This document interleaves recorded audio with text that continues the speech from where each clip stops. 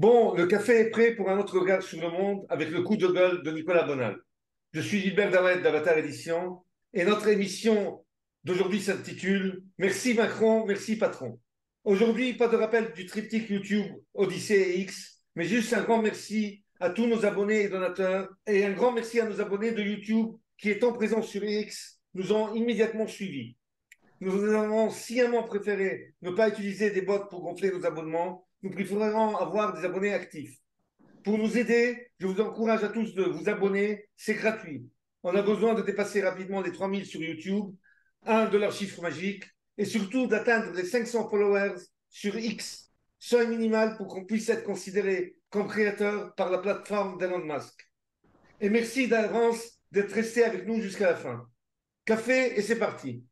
Oui, merci patron. C'est une chanson des années 70 qui nous rajeunit pas, toi et moi. J'ai découvert un autre film sur Okeru des Charlots que je n'ai pas vu, je crois, à l'époque. C'est Le Grand Bazar. C'est un film de Claude Zidi. Et Zidi a eu une très belle carrière dans les années 70 de cinéma comique et critique de la société satirique avec les Charlots. Et il avait fait les Dieux du Stade. Et il avait aussi fait un film marrant sur l'armée. À l'époque, on se moquait encore de l'armée. Tout ça rendrait presque nostalgique. Je rappelle que moi, j'ai été pas très nostalgique dans mon livre sur la destruction de la France au cinéma, qu'on a très bien vendu cet été, un peu moins maintenant. C'est la rentrée des classes, donc peut-être que les gens sont occupés. Et c'était l'idée d'une France déjà bien dégénérée dans les années 60-70, avec, je le rappelle, cette construction des villes nouvelles. Ici, c'est Sarcelles, et Jean Gabin qui ne reconnaît pas Sarcelles, on est dans Mélodie en sous-sol. J'ai décidé donc de parler encore de Macron, parce que je trouve que c'est extraordinaire ce qui se passe quand même en ce moment en France. Donc, on va avoir le nouveau Covid, le nouveau Bill Gates et le nouveau vaccin. Moi, j'ai déjà acheté ma seringue. On va faire ça.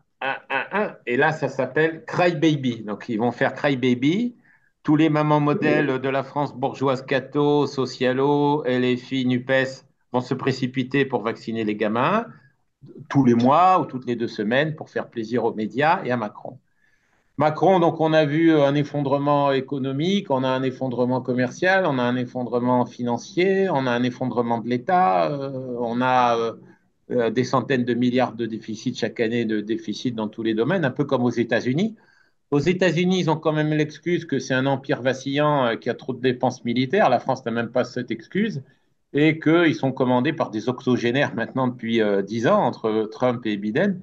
En France, non, non, on a un jeune homme en pleine forme. Et on pensait qu'il était en crise avec ce qui s'était passé au Niger, on pensait qu'il était en crise avec ce qui s'était passé avec les émeutes de banlieue, là, il y a quelques mois, on pensait que... Non, et puis il n'y a aucun problème, c'est un Dieu vivant, il est inexpugnable. On a eu donc le Front National, alors je rappelle que moi je me suis bien engueulé avec Lucien Cerise là-dessus. Le RN est une crapulerie totale, Bardella est un incapable ou un débile, ou alors ils sont achetés, ou alors on ne sait pas. Il n'y a plus rien pour défendre quoi que ce soit contre Macron en France. Toutes les oppositions sont contrôlées, achetées, rétribuées, calmées et pas tellement transcendées. Donc Macron est un grand vainqueur du jeu de rôle. Il s'est permis quand même de dire que c'était une funeste connerie de ne pas rester définitivement au pouvoir, un peu comme à la manière de Xi Jinping ou de Poutine, hein, il faut bien le dire. Ou des présidents africains qui le critiquent. Oui, oui, oui, oui, oui, ça reflète une espèce de tiers-mondisation globale, hein. On n'arrive plus à dégager le mec qu'on a élu. Il est très possible que Scholz reste au pouvoir. Sanchez, alors qu'il avait été écrasé au printemps aux élections provinciales en Espagne régionale, il est resté facilement au pouvoir. Il faut le faire quand même parce qu'il est au pouvoir avec les indépendantistes, c'est-à-dire il est au pouvoir avec les mecs qui veulent détruire l'Espagne, et c'est les mecs qui veulent détruire l'Espagne qui dirigent le pays. On en est avec à cette aberration totale. Et puis on a Biden. Biden, il faudra qu'on en parle un jour parce que c'est quand même un phénomène pour lequel j'ai beaucoup d'admiration, peut-être beaucoup plus que pour Macron, parce que Macron, ça n'est que la France, et la France est tellement facile de se foutre de ce peuple qu'on ne va pas faire plus de cirque. Biden peut rester au pouvoir l'année prochaine, il n'y a aucun problème, c'est ce qu'a dit Snigoski dans l'Euroquel. Je ne vois pas en quoi Trump d'ailleurs ferait mieux. Trump, il a 77 ans, il a tout le monde contre lui. Trump a fait la guerre commerciale à la Chine, la guerre des sanctions contre l'Iran, il n'a pas été capable de rencontrer la Russie une seule fois, il a augmenté les sanctions contre la Russie. Au niveau intérieur, il a cédé à BLM, à Black Lives Matter, il a cédé au vaccin, il a cédé à toutes les dictatures. Il avait même eu le culot de dire à ses électeurs, qui pourtant étaient farouchement hostiles, de continuer de se vacciner, que le vaccin était une chose merveilleuse. Enfin, maintenant qu'on parlait de Biden, Biden a toutes les chances d'être réélu l'année prochaine parce qu'il a les machines à voter, il a la tricherie informatique, il a Davos et Google pour lui. Google contrôle tout. Macron aussi. Alors, comme on sait, Macron, il y a une espèce de petite bagarre de palais. On dit que Darmanin est soutenu par Bernard Arnault, par LVMH, donc il y aurait peut-être de l'eau dans le gaz entre le couple Macron et Bernard Arnault. Bernard Arnault est l'homme le plus puissant de France. Je rappelle que c'est aujourd'hui plus de 200 milliards d'euros. Donc, il peut faire élire qui veut, je suppose. Et sinon, il y aurait dans les sondages l'impeccable Édouard Philippe, à qui on doit des dizaines de morts gilets jaunes, des milliers d'arrestations, des centaines de gens énucléés, éborgnés, saccagés, tabassés. Il n'y a aucun problème, hein. Les gens sont euphoriques. Le lectorat du Figaro veut de ça. Il y a eu donc des sondages. J'ai regardé le Figaro hier, une minute, hein, je regarde, mais en général, t'en sais assez. Le Figaro est obsédé par une seule question, c'est où est-ce que je vais m'installer. Alors, quelle est la ville la plus bourgeoise? Quelle est la ville la plus protégée? Quelle est la ville la plus chère? Quelle est la ville où je vais rencontrer des gens de mon sang ou de mon niveau social? On rappelle donc que la France est un pays qui va très bien économiquement, contrairement à ce que pensent les antisystèmes. La France, c'est simplement un pays où on a donné à 1% des gens tout le pognon. Ça ne va pas plus loin. Et on a 10 pour 1000 ou 1 pour 1000 de multimilliardaires qui sont devenus parmi les hommes les plus riches du monde. Donc, on a Bernard Arnault avec 200 milliards d'euros, c'est 1300 milliards de francs. Je rappelle que Bernard Arnault, moi, quand j'étais jeune, tu sais, quand on avait 20 ans dans les années 80, Bernard Arnault avait 8 milliards de francs. Maintenant, il en a 1300. Donc, cet argent, c'est 1300 divisé par 8. Donc, sa fortune a augmenté de 150 fois, de 15 000%. Il faut réaliser ces chiffres parce que sinon, on ne comprend pas pourquoi un pays se déglingue. C'est pareil aux États-Unis avec Bill Gates, avec tous les milliardaires américains. C'est pareil dans beaucoup de pays. Et donc, j'avais un très bon chiffre que j'ai vu ce matin dans Anonyme Citoyen. Les dividendes pour les actionnaires étaient de 148 milliards de dollars aux États-Unis pour le semestre passé. En France, c'est 53 milliards. La France verse plus de dividendes à ses actionnaires milliardaires que l'Allemagne ou que le Japon, qui ont des économies a priori beaucoup plus puissantes que la France. Donc, la France verse 52 milliards, l'Espagne seulement 9 milliards. C'est pour ça que je suis fier de vivre en Espagne, parce qu'au moins, c'est un pays où les riches pèlent un peu moins le dos du mouton. Le français est complètement moutonné, il est complètement tondu, mais il est très content. Et tu m'en parlais hors antenne, moi je ne connais rien de cette histoire, il y avait l'abaya. Alors ils vont parler de l'abaya pendant des semaines ou pendant des mois, au lieu de parler des 1000 les plus riches qui se remplissent les poches sur le dos des 60 millions de couillons les plus pauvres. Ça fait quand même 20 ans qu'en France, tous les ans, on parle de ça, du Oui, sujet. oui. C'est le seul pays au monde. Et je te disais d'ailleurs, comment la France peut convaincre les États africains de l'Ouest qu'ils peuvent résoudre le problème des islamistes terroristes là-bas quand ils n'arrivent pas à résoudre le problème de la baya et du voile Les, dans l'école. les États africains n'en ont plus rien à foutre de la France et je les salue au passage, hein. La France, elle va bientôt se refaire vacciner. Il faut l'encourager à bien s'enfoncer la seringue, hein, pendant tout l'hiver et on va faire confiance à nos petits vieux, à BFM et à LCI pour contraindre et forcer tout le monde. Et j'espère qu'on va arriver quand même à doublement des impôts, doublement du prix de l'essence pour faire plaisir à Davos et à ceux qui veulent liquider l'économie carbonée. Et j'espère que tout cela va continuer. Alors, c'était pas seulement ça, il y avait aussi un sondage qui m'a bien plu. 66% des Français veulent qu'on aide l'Ukraine jusqu'à la victoire de l'Ukraine contre la Russie. Donc, les types n'ont rien compris ou sont dans un monde parallèle. Ça ne sert plus à rien discuter. Moi, je veux dire, c'est ce que je te disais en antenne. Peut-être qu'on devrait arrêter les émissions comme ça et on parlerait de mes bouquins. On aurait moins de gens. On ne peut pas en faire une émission comme tu fais avec, avec mon ami Jean-Marie Legrand qui m'a magnifiquement préfacé ce livre. Tu peux faire une émission sur Savitri-Devi, tu peux faire une émission sur Nietzsche, tu peux faire une émission sur la peinture paysagiste américaine au 19e siècle que j'adore, et on peut faire des émissions sur le cinéma. Parce que enfoncer pour la 40e fois le clou à un mec qui n'adore que se faire mettre la seringue là où je pense, ça ne sert plus à rien. Donc ils sont incurables, les Français, ben, il faut en admettre. Non. 66% sont pour la guerre contre la Russie jusqu'à la mort. Et le reste, alors évidemment, ils ne vont pas envoyer de soldats, hein, ils ne sont pas fous, mais on va envoyer de l'argent, on va envoyer des armes, on va envoyer des restes de tout. On va promettre qu'on ne va jamais s'arrêter de faire la guerre à Poutine. Quoi qu'on pense par ailleurs de Poutine, parce que lui aussi, sa guerre, on ne la comprend pas très bien. Moi, je vois sur les sites de Karpov ou de Donbass Insider qu'on envoie des drones. On a des pauvres soldats ukrainiens en dessous qui sont dans des tranchées. Ils font mal à personne, j'allais dire. Surtout qu'il y a très peu de soldats russes. Comme on fait, il n'y en a qu'une vingtaine de mille, essentiellement des ingénieurs. Et on leur balance les pétards du ciel et on en tue, on en déchiquette, on en mutile quelques centaines par jour. Et toute la marmaille pro-russe applaudit alors que ça n'aboutit strictement à rien. Et que si on avait mieux géré cette histoire de l'Ukraine depuis 2008, on se serait rendu compte qu'il fallait faire les choses autrement. Donc, merci Macron, merci patron. On pouvait dire aussi merci Breton. En fait, je pensais qu'il y aurait des résistances juridiques, qu'il y aurait des avocats, des comités d'avocats qui protesteraient. Il n'y a rien. Il n'y a rien. On a Philippot qui fait son cirque habituel. Et nous nous battrons jusqu'au bout. Enfin bon, le truc qu'il fait tous les après-midi à 4 heures. Mais peut-être que des gens sérieux, des cabinets d'avocats internationaux, des mecs avec des connaissances juridiques correctes, il n'y a rien eu. Castelnau a au moins dit que c'était très mal rédigé et très mal fait, ces lois digitales. Là encore, personne n'est allé réagir et n'est allé protester. On est dans une absence de résistance totale. Alors là, vraiment, pour reprendre la phrase de l'autre con, on est vraiment dans la résilience. On subit tout sans réagir. Hein, fantastique. Seuls les Américains, les sites américains qui résistent. Il y a Rumble qui a refusé et donc qui n'est plus présent en Europe, et Odyssée.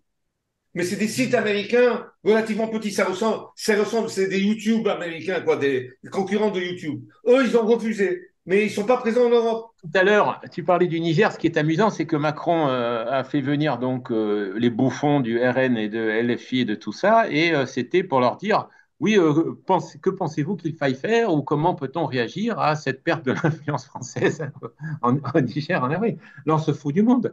Là, on se fout, mais totalement du monde. Les riches ont de plus en plus d'argent en France. Que pensez-vous qu'il faille faire? Enfin, on se moque de qui? Mais ça, aucun problème. Aucun problème. Le parti politique est fonctionnalisé.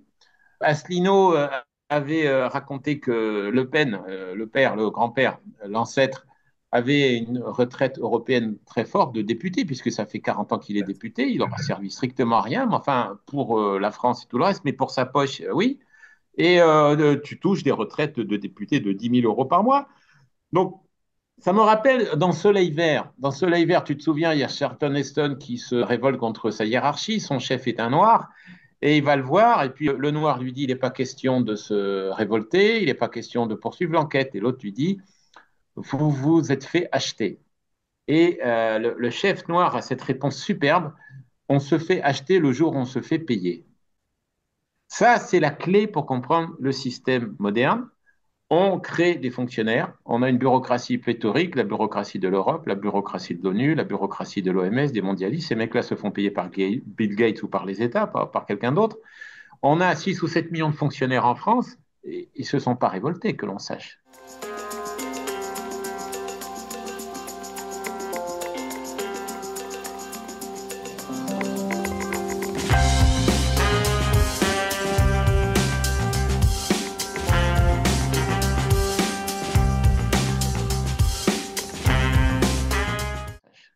Je rappelle, je l'ai déjà dit, qu'à sous Vichy, on nous fait le coup de Jean Moulin. Bon, bah, il y en a eu un seul, Jean Moulin, chez les préfets. De la même manière qu'il y a eu très peu d'évêques résistance que rappelle Bruckberger dans mon livre préféré, La lettre ouverte au pape de l'an 2000. Et puis, ce qu'on oublie de dire, c'est que Vichy a passé le nombre de fonctionnaires centralisés au niveau national de 500 000 à 700 000. Donc, il a augmenté de 40%. C'est-à-dire que Vichy a augmenté la pression bureaucratique sur la France et les fonctionnaires ne se sont pas fait prier ou les types ne se sont pas fait prier pour passer des concours, se faire recruter et miroiter la retraite. Parce que finalement, l'idéal de l'homme moderne, ça reste uniquement la retraite. Ce matin, je repensais à cette espèce de déclin spirituel. Il faudrait qu'on fasse une émission dessus, le déclin de la religion ou la disparition à peu près totale de la religion. Comme on sait, j'estime qu'il est très ancien, moi, qu'il a commencé quasiment dès le XVIe siècle, peut-être même avant, et qu'il s'est accéléré au XIXe siècle, et qu'au XXe siècle, on est arrivé à l'Église décrite par Bernanos, dans La Grande Peur des Bien-Pensants, une espèce de corps fonctionnalisé qui est là pour gérer le discours sur la charité. C'est ce que fait d'ailleurs ce pape. Et il n'y a plus de transcendance, il n'y a plus de dogme, il n'y a plus de théologie, il n'y a plus rien. Ce matin, j'ai eu un très bon courrier que j'ai mis sur le blog par mon ami le compositeur Hubert Telly qui vit au Canada à Ottawa. Donc, et je lui ai parlé de... Parce que je ne savais pas qu'il y avait ça aussi à Ottawa, tu sais, tous ces clochards, toutes ces tent cities, comme ils disent, partout. Il me dit, oui, oui, c'est comme ça. On est arrivé à l'église totalement différente, donc celle qu'annonçait Bernanos ou Léon Blois, et à des âmes pornographiées. J'ai bien aimé l'expression. Les âmes actuelles des gens sont pornographiées. Donc le français, finalement, entre Macron, les scandales, les casseroles, les guerres, il peut tout à fait réélire Macron ou ses ministres, puisque finalement, on aura le choix entre Darmanin et Édouard Philippe. Marine fera un cirque, le cirque du Front National, qu'ils font depuis 40 ans, de moins en moins bien, mais ils le font quand même avec 30 ou 40% des voix au second tour et une alerte au nazisme balancée par BFM, France Info et LCI. Et ensuite, on retournera à la niche. Et comme ça, tout le monde sera content. Et Bardella, éventuellement, fera une scission pour faire une recomposition de la droite. Non, Et je crois que Bardella, il fait exactement ce que veut sa patronne. Hein. Attention qu'il a que 30 ans. Il est peu alphabétisé, visiblement. Il est aisément manipulable. Il est encore plus nul que Mélanie. Et Mélanie, elle s'est alors tu me l'avais dit toi-même qu'elle s'était déjà rangée avant. Depuis, elle fait du zèle, quoi. Ils sont tous plus royalistes que le roi. Ils ont réussi à créer dans les années 2005-2010 des partis populistes sur mesure à peu près partout, qui sont intégralement soumis, pro-occidentaux, pro-OTAN, pro-Israël, parce que finalement ça a été un des critères très importants. Et ensuite, on se retrouve avec ces partis qui ont accepté le Covid, qui acceptent la mondialisation et qui finalement ne disent rien sur la décarbonation hein, ou je ne sais quoi. Ce matin, il y avait un très bon texte de Engdahl en anglais sur Global Research, qui en français est traduit par Mondialisation CA, et il confirme en fait, parce qu'on parle tout le temps du déclin américain, moi je rigole aussi, hein, c'est l'agent américain Macron qui est installé en France qui ruine ce pays, qui était quand même une des 10 premières puissances du monde. L'Angleterre, c'est pareil, et tous ces gens-là obéissent à Larry Fink, le leader de la finance mondiale, qui, avec les 10 000 milliards de dollars qu'il contrôle, impose l'agenda de destruction de l'industrie, de destruction de l'énergie, qui va amener à la dépopulation accélérée que les gens de Davos souhaitent tous. Et on a eu une Canadienne là, ou une Anglaise, je ne sais pas quoi, qui est revenue parler pour dire que le monde parfait serait le monde où il y aurait que 450 millions de personnes comme elle, bourrées de fric, et le reste pourrait crever, ils seraient tous contents comme ça. Donc tout ça montre que le système de décision américaine est extrêmement fort et que je crois, moi, ça me paraît évident par rapport à ce qui était dit tout à l'heure sur Soleil Vert ou Rollerball. Il voulait créer une société d'imbéciles contrôlée par les médias et par le sport notamment. Je rappelle que Mbappé fait 11 millions de voix sur Twitter contre Filippo qui en fait 400 000. Hein, c'est 25 fois moins hein, donc, pour Filippo. Et dans cette histoire de soleil vert comme de rollerball, on a des super bureaucrates. En général, c'est toujours joué par un acteur suédois, le méchant suédois de service. Max von Sydow, tu sais, l'éternellement grand blond qui menace le monde. Donc bon, tout ça est risible et pas risible à la fois, puisque les gars, au bout de 50 ans, n'ont toujours pas compris. J'ai ma lectrice préférée, Amal, avec qui on a écrit ce livre, hein, qui vit à Chalon-sur-Marne. Alors, elle est encore plus acharnée que moi contre les Français, mais moi, je lui dis, c'est facile pour vous, vous les voyez, moi, je ne les vois plus. Et je ne regarde pas la télé, je suis décoincé de la télé depuis 40 ans, donc le français, je ne sais pas ce que c'est. Je sais de temps en temps qu'il est vachement intelligent, le français. 91% des Français détestent Trump et préfèrent Biden, et 66% donc veulent écraser définitivement Poutine pour qu'il arrête d'embêter l'Ukraine. Donc tout ça, il a été absolument fantastique. Donc elle m'a dit, vous ne pouvez pas imaginer comme ils sont bêtes, vous pouvez imaginer comme ils sont festifs. Et on est dans une espèce de coin glauque. Évidemment, c'est pas très commercial ce que je dis. Il faudrait parler d'une apocalypse avec des bons et des méchants. Alors, les bons seraient les BRICS. Bon, tu as fait l'émission avec Modeste Schwartz qui était bien sur. Il n'y a pas grand-chose selon Modeste à attendre des BRICS, il n'y a même rien. On est dans le même agenda de carbone, de moustiques, d'insectes à bouffer en Russie. On a une fausse guerre, parce qu'il faut bien dire une fausse guerre. Et puis la Chine, finalement, il faut arrêter. Elle travaille pour Apple, la Chine. La Chine a fait la fortune des actionnaires américains depuis que Clinton a déménagé avec l'Organisation mondiale du commerce dans les années 90 toutes les usines américaines en Chine. Les Chinois ne font que travailler pour les actionnaires américains, c'est-à-dire pour les plutocrates américains. Et il faut rappeler que Xi Jinping, qui est le soi-disant grand ennemi de Biden, considère Bill Gates comme son ami, comme son copain intime. Bill Gates qui nous balance, on a les photos, on a tout, on a les discours. Bill Gates qui balance ses drones pleins de moustiques pour nous balancer ses futures épidémies avec ses futurs vaccins et sans doute son dépeuplement accéléré. Donc, Il n'y a pas de quoi chercher vraiment le diable du lapin, là, du chapeau, pour dire on a un sauveur qui va venir comme ça. Et finalement, le français se dit que c'est Macron autre chose. Et on reste dans le cas de figure que j'ai évoqué en citant un auteur, Robert Stark, et pas Stack, des Incorruptibles, Robert Stark, qui a dit, je crois, c'est une formule géniale qui est assez proche du livre de ma femme sur Philippe Cadic, que je ne cesse de citer, de recommander. Stark a dit, on ne va pas vers une apocalypse, on va vers une dystopie qui va durer. Et il cite Houellebecq, avec qui tu avais fait une émission, je crois, sur Houellebecq avec notre ami Le Vigan. Et Houellebecq a dit, ben, ça sera comme avant, mais pire. Bon, c'est vers ça qu'on va, sauf si il y a une espèce de réaction très forte, non pas des gens, j'y crois pas du tout, mais du système, pour pousser à l'élimination des gens. Ça, peut-être que ça entraînera autre chose. On avait vu, vous en avez parlé avec Schwartz, très justement, l'histoire du Canada. Quand même, les chauffeurs routiers commençaient à se révolter, bon, etc. Donc, est-ce qu'ils peuvent aller jusque-là et au-delà? Je ne sais pas. Peut-être que oui, s'ils arrivent cet hiver à nous balancer un très mauvais virus, qui sera médiatique, réel ou simplement virtuel, confère Pierre Chaillot qui a montré qu'il n'y avait pas eu du tout d'épidémie, hein, ni de mort, il n'y avait rien eu en 2020. Donc tout a été créé par les médias. Et comme dit un des dessins des jeunes Américains, The media is a virus. Donc, sauf si on balance un virus comme ça, on voit mal une accélération apocalyptique des choses. À ce moment-là, on aurait la continuité de ce que j'appelle l'apocalypse woke, ou de ce que, comment il s'appelle, Kunstler avait appelé dans son livre publié déjà il y a 15 ans, Long Emergency.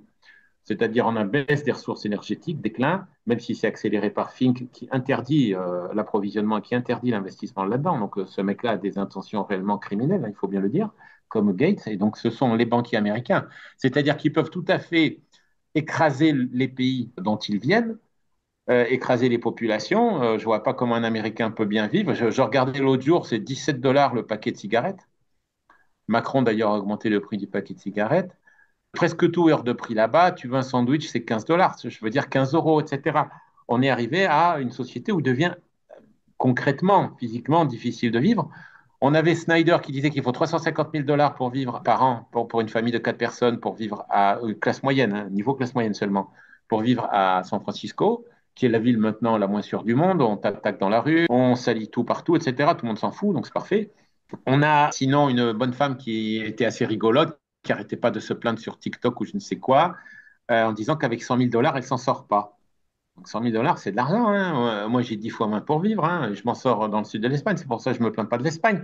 Mais aux États-Unis, la situation devient cauchemardesque sans exploser. Et comme je disais, on peut tout à fait avoir Biden l'année prochaine parce que personne ne va voter pour le Vivek, personne ne veut voter pour Santis là, en Floride.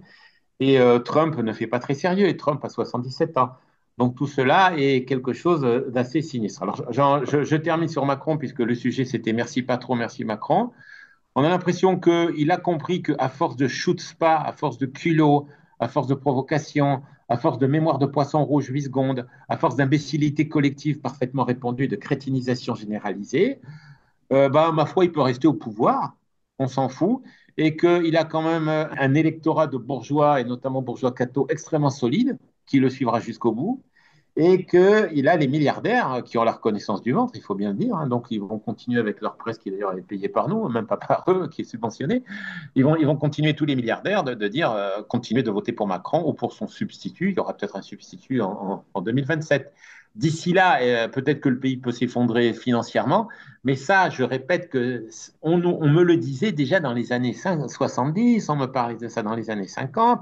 J'ai souvent cité Flynn, le libertarien américain des années 50, qui parle des 250 milliards de dollars de dette américaine et qui dit le pays va s'écrouler, on va devenir socialiste. Bon, ben, le pays ne s'est pas écroulé, il est devenu socialiste. Il y a une longue emergency, comme le déclin de l'Empire romain, n'est-ce pas, qui ne s'est pas produit en un jour, mais en 10 ou 15. En tout cas, pour en revenir à Macron, bravo les médias, bravo les Français, et merci Macron, merci patron. Voilà. Et le mot de la fin ne peut être que ton cry baby. Voilà, oui. Voilà. Alors, vivement le vaccin et Cry Voilà. Baby, c'est celui-là. Voilà. Exact. On n'a pas fini avec ça, ça marche, donc encore une dose, il n'y a aucun problème. Voilà, c'est le mot de la fin. Allez, merci et à la prochaine.